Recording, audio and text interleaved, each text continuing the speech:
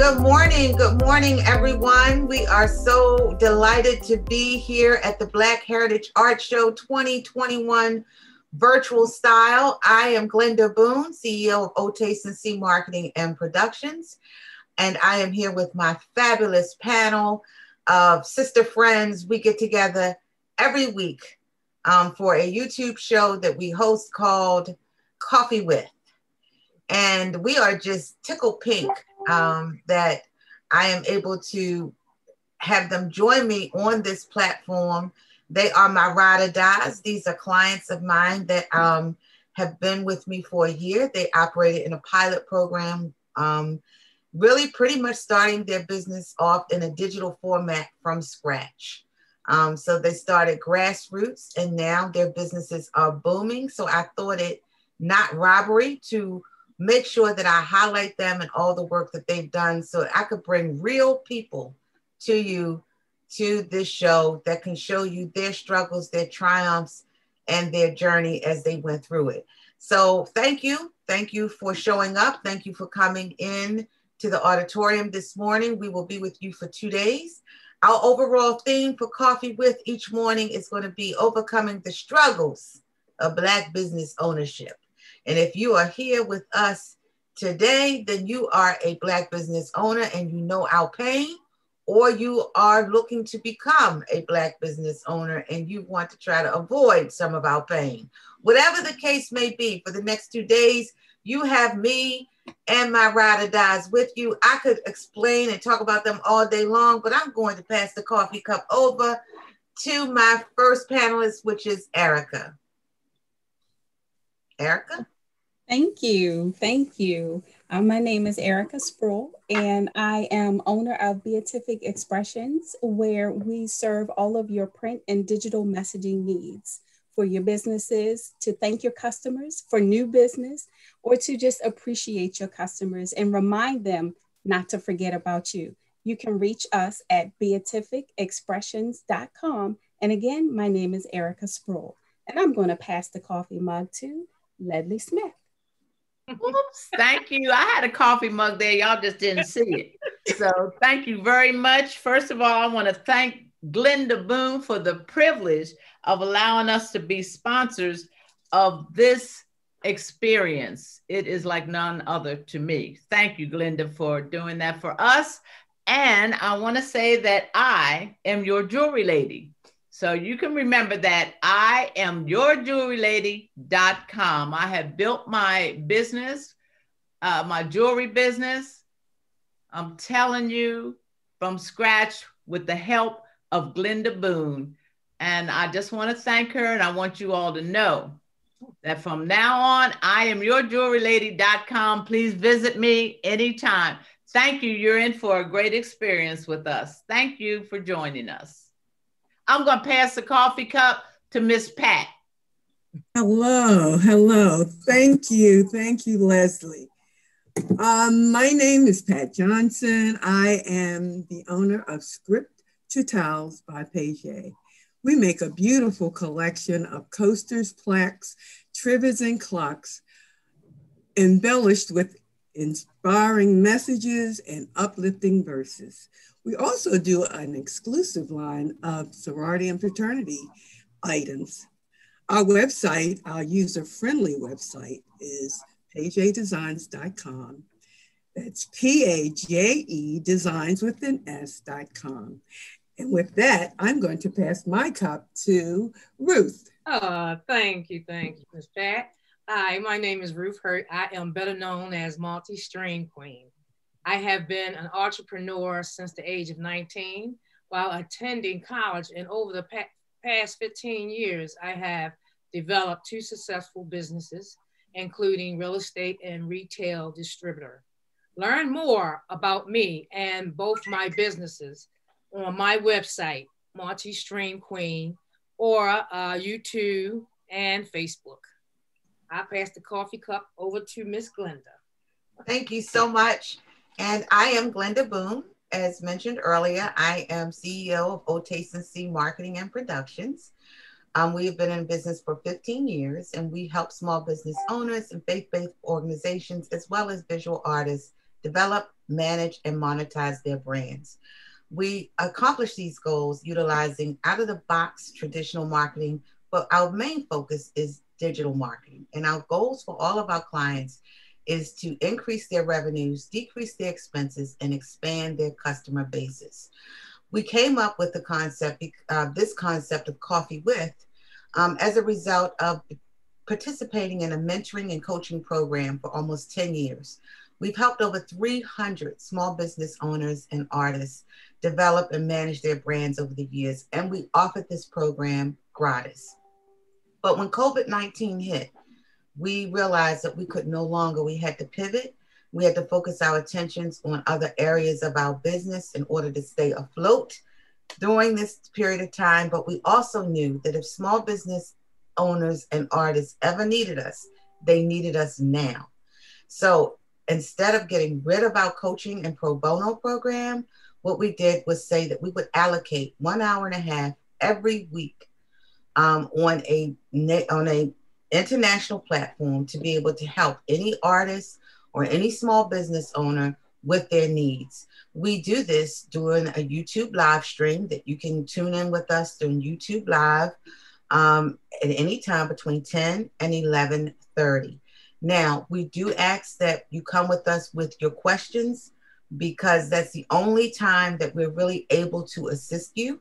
And these ladies have, for the past year, they have shown up every single Monday, and they've come with loaded guns, and they've done everything that we told them to do.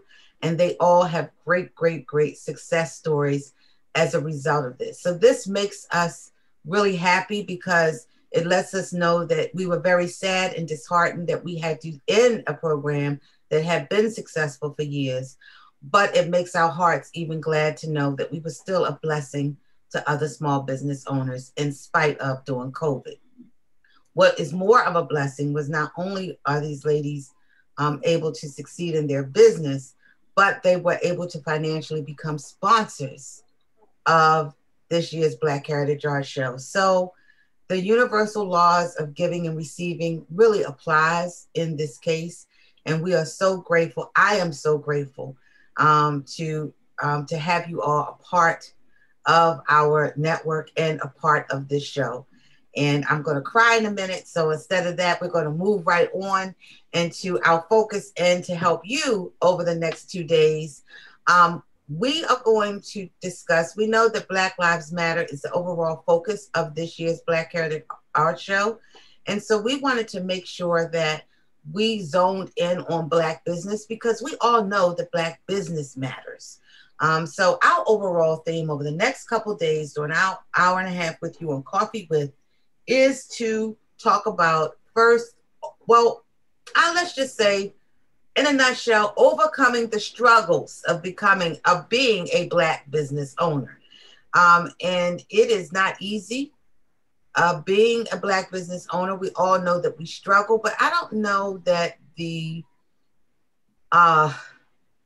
person who's considering becoming a Black business owner or being forced into owning their own business because there are no other jobs, I don't think that they are fully aware of the struggles that we have. So I thought that the first day that maybe we could focus on just what they are and how we deal with them.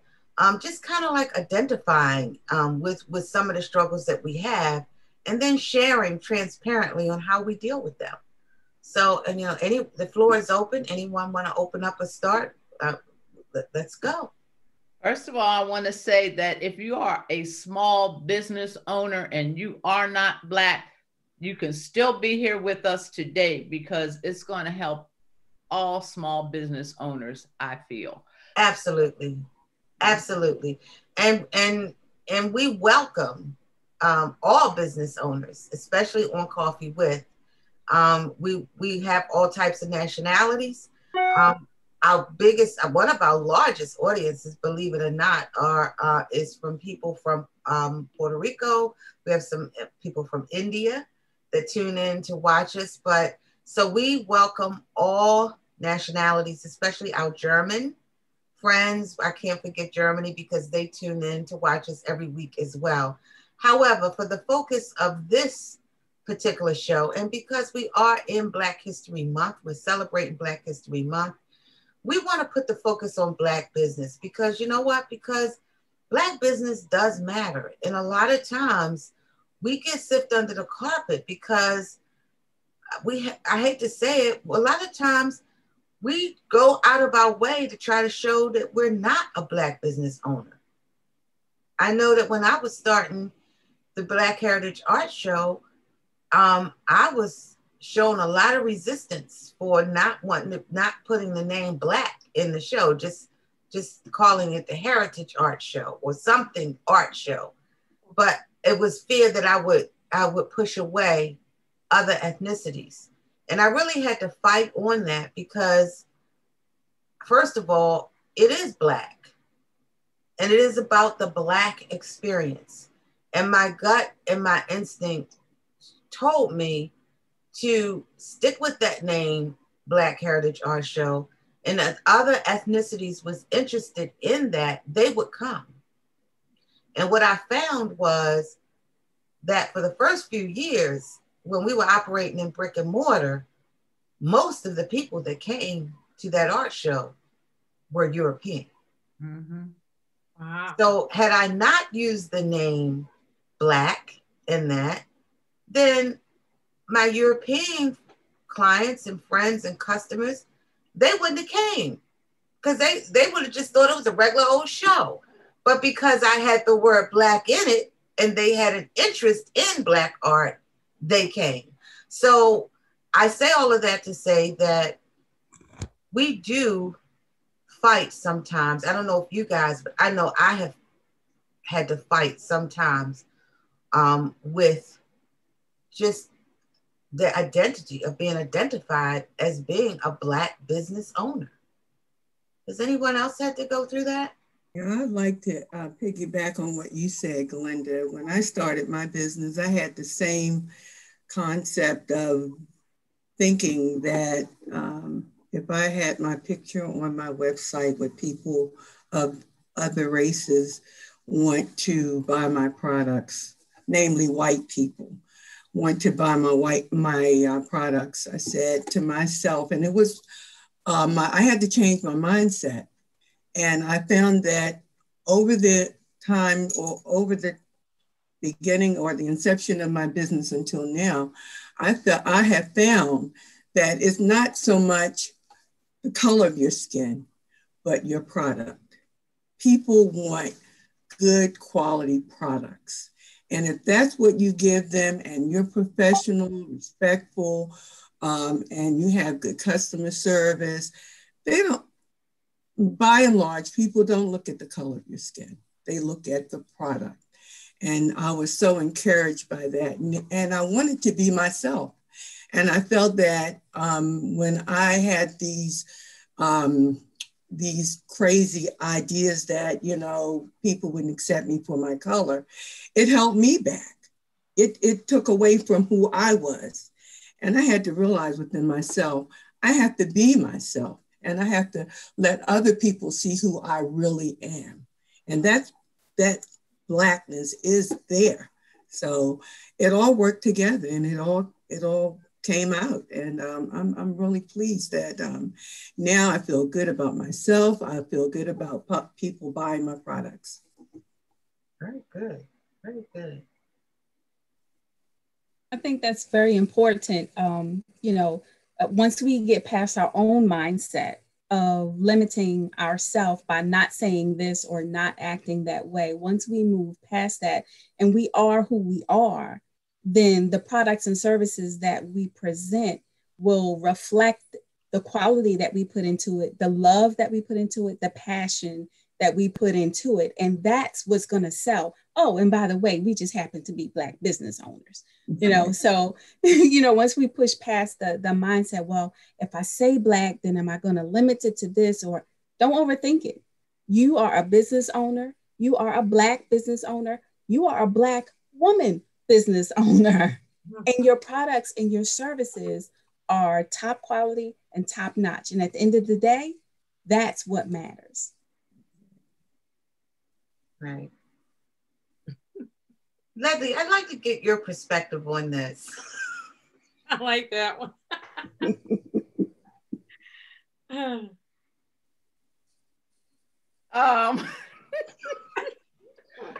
All right, y'all not gonna like my perspective, okay?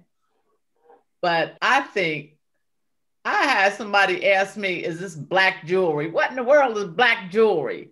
So I leave black out when if I'm selling something, I'm selling jewelry. The money is green. The jewelry is nickel and lead free. I love selling to black people, white people, green people. So that's just me personally, though. That's just me.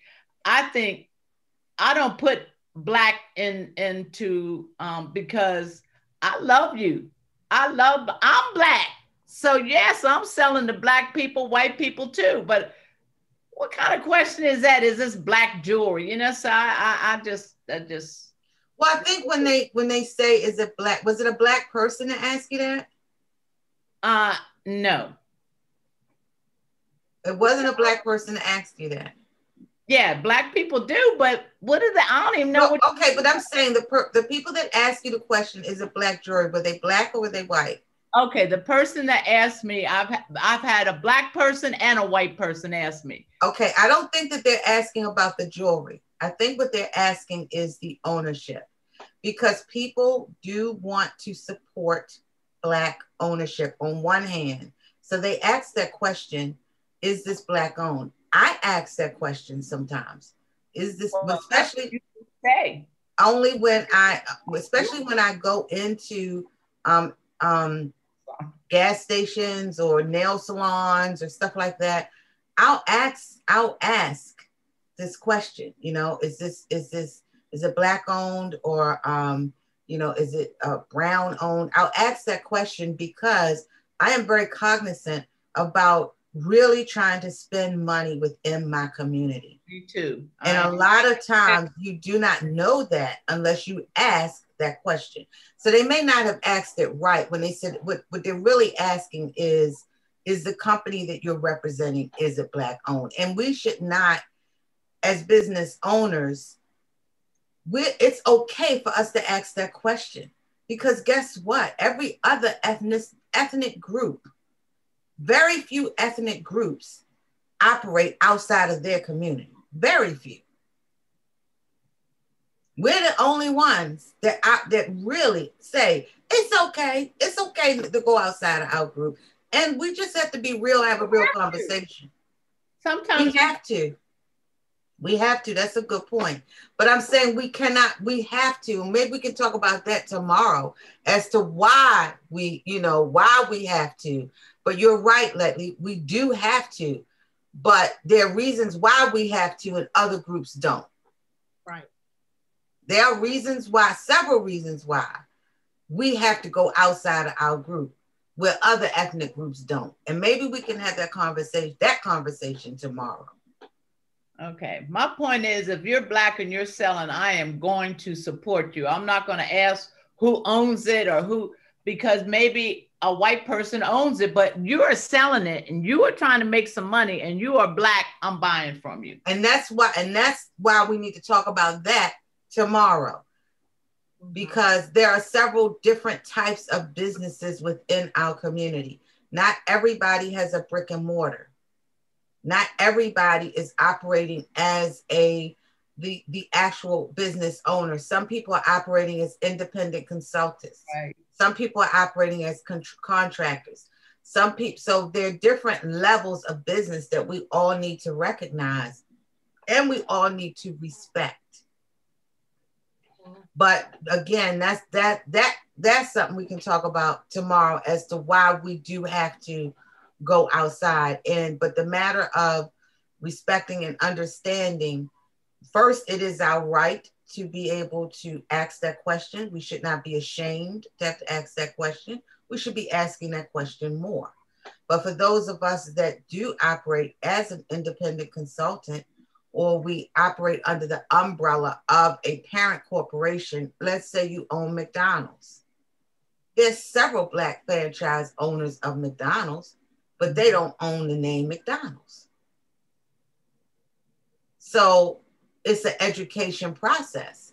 So if I go into, like, I go to one McDonald's in my area, because I know that this one is owned by a Black woman, but she don't own the McDonald's. Right.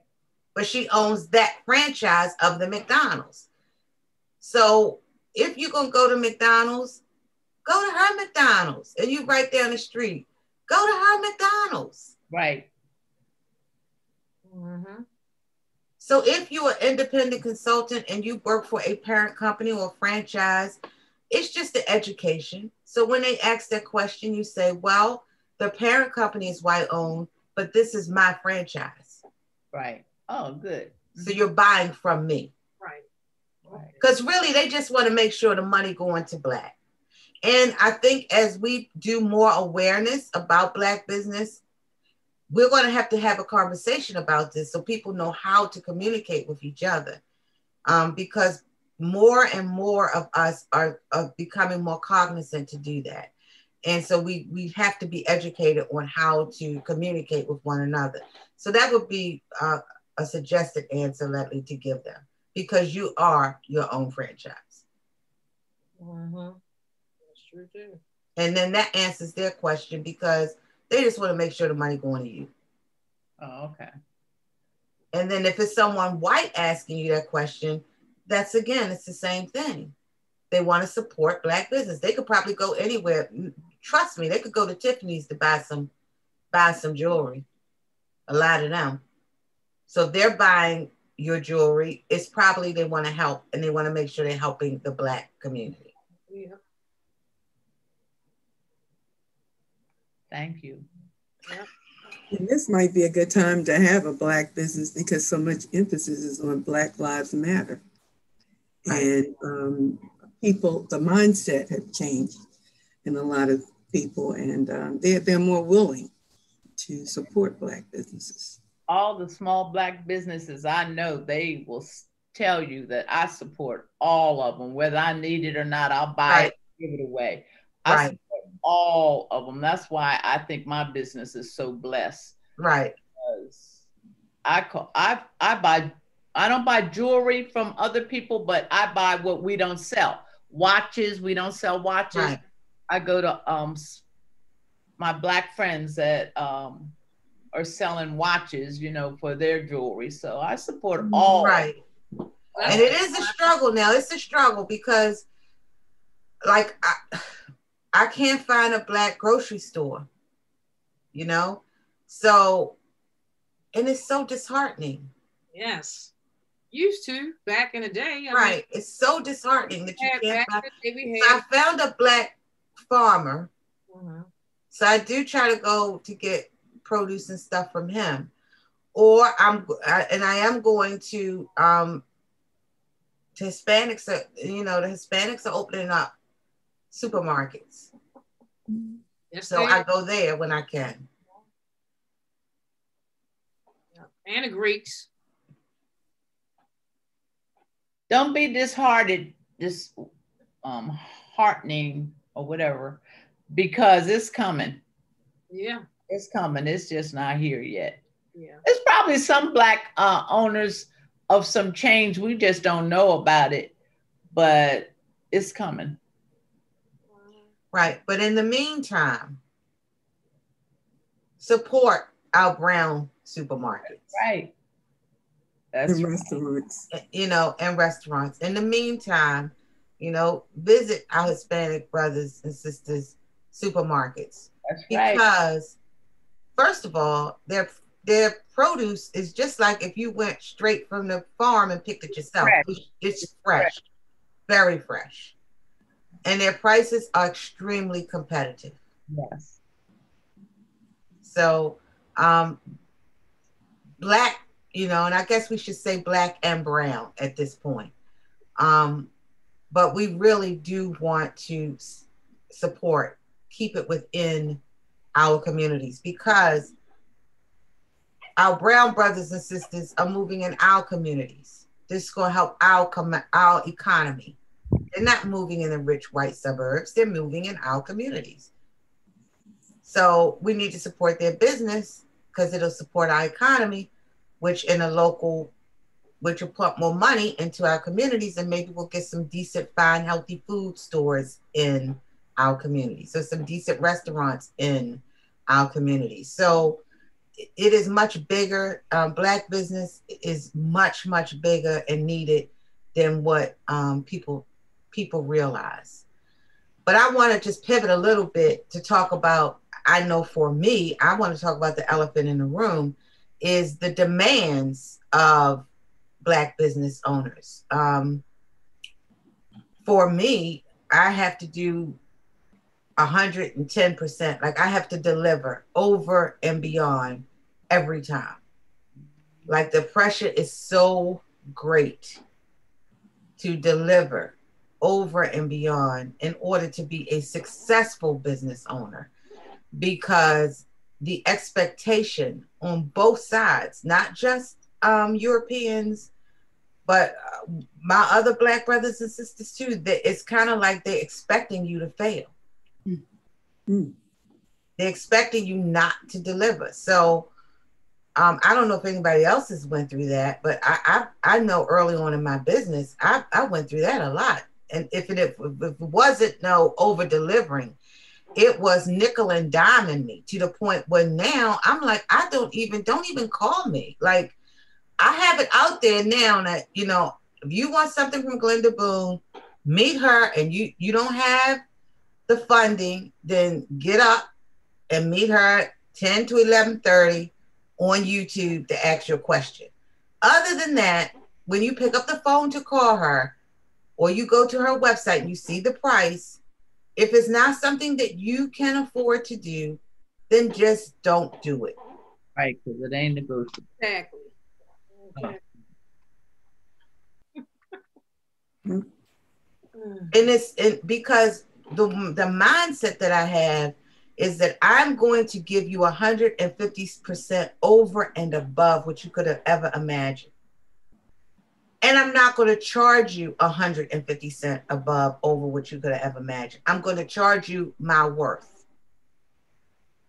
And if that is not enough, but in operating that way, I have to understand, and my team has to understand, that it can't be 110.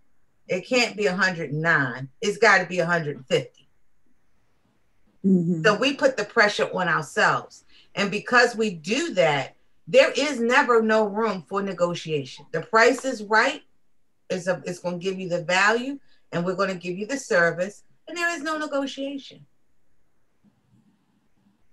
Now, some people will say that's a little bit arrogant. I don't know. How do you all feel? It's not arrogant, it's business. It's a fact that you charge the prices that you know you have to charge because you're in business. You're not in negotiating business. You're in the business that you're in. So do you all have that? Do you have what people are like, well, can you work with me? Can you give me a break? I'm just growing. Do you have that a lot? Yes, a lot. Whereas though they don't have no money, but they want the peace. And I said, no, I can't do that. I mean, I used to do that. I mean, help them out. But now his times is going short. I can't do that. I'm sorry, I can't do that. I can't bring it down. I had a situation. I paid for it, you know. I had a situation where a customer bought several things from me. And so because of that, she would ask me to do certain things that I normally would charge for. And she would think that because she had bought so many things from me, that she deserved to get hers without having to charge for it. Right. And so I didn't know what to do, because I didn't want to lose her as a customer. Right. But I didn't want her to take advantage of me as well. So right. What do you think I should have done? I think that's a great point. I think that in essence, one thing that we did in our company was we found a niche for everyone. So if they cannot afford the services that we have to offer, which if they cannot afford me personally, then we have a DIY program for them. Whereas we have the free for just meet me on Mondays and I'll answer your questions and whatever you need. because we don't ever want to turn anyone away. Right. Okay. Because we're in the business of helping people. Mm-hmm. And if we help enough people get what they want, we can have whatever we want. So how do you help these people? So one way is free. You know, every Monday, come ask us questions. We answer the questions. The next way is DIY. So we have programs, DIY. do it yourself, which means we can show you how to do it. We can give you a platform to do it. And for a very minimum cost, you can do it yourself. So you don't have to contract us, but we give you the platform and the tools and the guidance for you to do it yourself.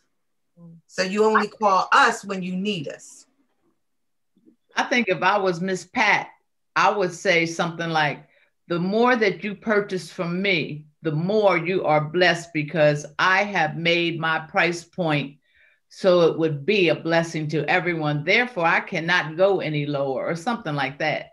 And in Miss Pat's case, for her, because she is an existing customer, then I would have a conversation, as you said, Ledley, but I would also say, well, you know, for my preferred customers, which you are, then this is what I offer at this rate. So I would create a program specifically for your repeat customers. So she has an option. You always want to give them a solution, because you don't want to turn your customers away, but it has to be a solution and it has to be concrete. And I hear what you're saying, Ledley, but to be honest with you, people, they care about blessings, but they really care about their situation at that particular time. Right. So I understand that. And, you know, I'm very grateful for your business and having you as one of my preferred clients. And that's why I have created a very special program specifically for you. So again, like we have created all of these different programs, you got to create something special for your repeat customers so that everybody is taken care of. They're just taken care of in different ways. And it's standardized so that it does not hurt your bottom line. And I did do that. I did tell her, I said, you're one of my favorite customers, and I will grant you your request. However, my products are such and such and such, and I just wanted to let you know, because what she wanted was personalization. She wanted me to personalize something that I charge for. Yeah. And there was a nominal fee for the personalization. So I didn't want to lose her as a customer. So I said, just so you know, I will, you've been a great customer, and I appreciate all that you supported me thus far, and I will grant you your request. But just wanted to let you know that my personalization products are such and such per name, and going forward, something like that. And one of the things is to just to highlight, is to just do a, just say I have a standardized program, and, I have a preferred customer program. You can even make it a subscription where people pay $25 a year for a subscription, and then they can get a perk like personalization on all of their stuff. That's a good idea. Yeah, that's a good idea. That's a good idea. Mm-hmm. Okay, we're getting off track. This is what we do, y'all, on Mondays. We're getting back into our same old routine where questions are asked and answers are given. So we want to pull ourselves back in to the question of the hour, is overcoming struggles as a business owner. So now we want you all to share with the audience. I've shared some of my struggles. Now y'all share some of your struggles as a business owner. I shared mine too. Yeah, you shared yours, Ledley. All right, Erica. Yes, I've had similar struggles where I'm asked for a design or something, and I come back with my price, and the person is like, "Oh, well, what about the this rate or that rate? The girlfriend rate or the group organization hookup rate?" And I'm like, "Well, this is my price. I'm not sure what else I can offer you, but this is what it is." And in some cases, I was able to come across another product that maybe wasn't as high a quality, but it satisfied the need and the customer was happy. And in other cases, unfortunately, I had to lose the customer because it was either lose the customer or lose money. And well, as a small business owner, we know every penny counts. So sometimes you do have to make the hard decisions. But even though I lost that one customer, God blessed me with 4, 5, 6 other ones. So that person wasn't my ideal customer, but it opened up the door or left the door open for my real customers to come right on through. And so it still worked out in the best. So as a small business owner, you know, you really do have to look at that bottom line. I mean, if your price is your price and you really can't, you have to know your margin. If you can do an extra 10% for your preferred customers, you know, until you get your program in place, then do that. But if you know you cannot afford another dime, then you just kind of have to stick with your price. And maybe you throw in, you know, last year's design as an extra. Right.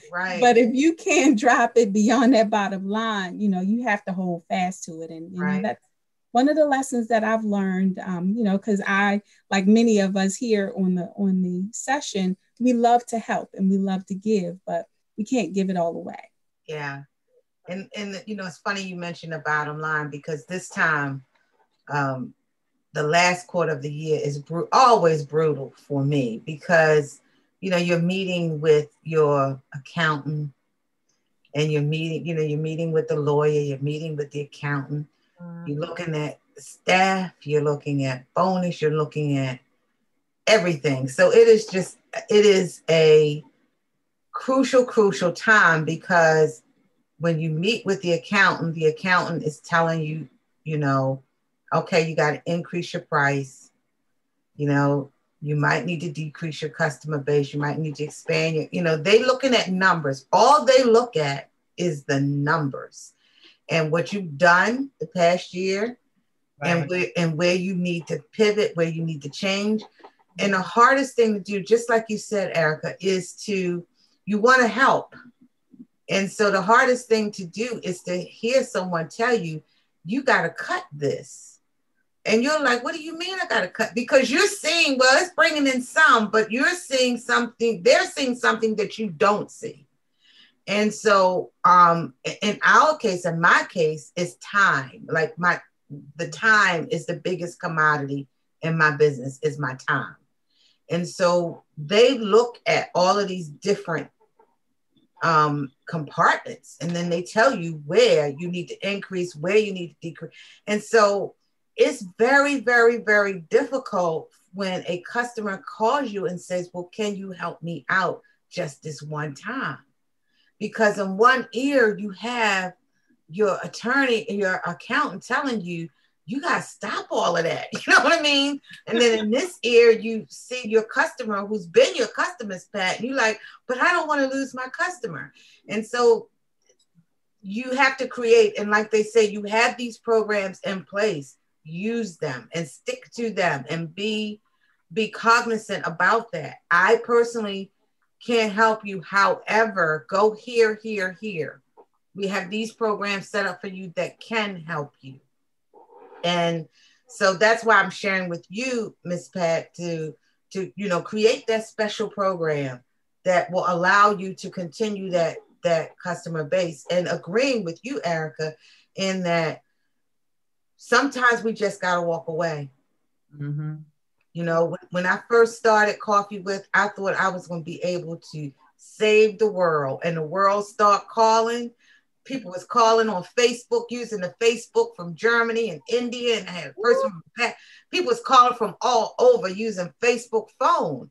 And everybody was like, you can't save the world. Like, this is not going to work.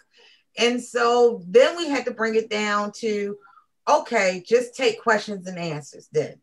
Mm-hmm. You know, and I was like, well, I have this is how this group, this is real talk. This is how this group got condensed, because I had to fight with my team because they were like, just go on YouTube and do 1.5 hour live and that's it. And I'm like, okay, but there are a certain group of people that have been with me forever. Since I started, and I will not. And they said, okay, then those people, and that's it. So when other people started coming on, this was back, you guys don't even know this was back in August. When other people started slipping through the cracks, you know, my team was like, listen, you can't save the world. You can't help all of these people. You have to break it down. And so that is when we decided to just use you all, this panel, and to focus on this panel only. And for everyone else, they would just have to come in and do question and answer, period.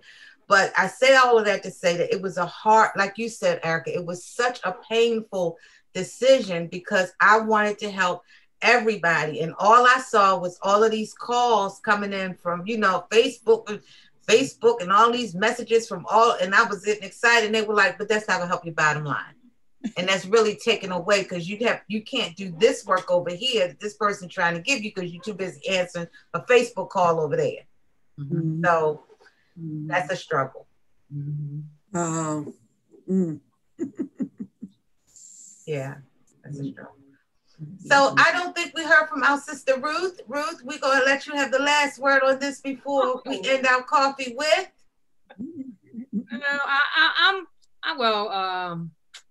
I had a lot to say, but y'all just took it all. So yeah.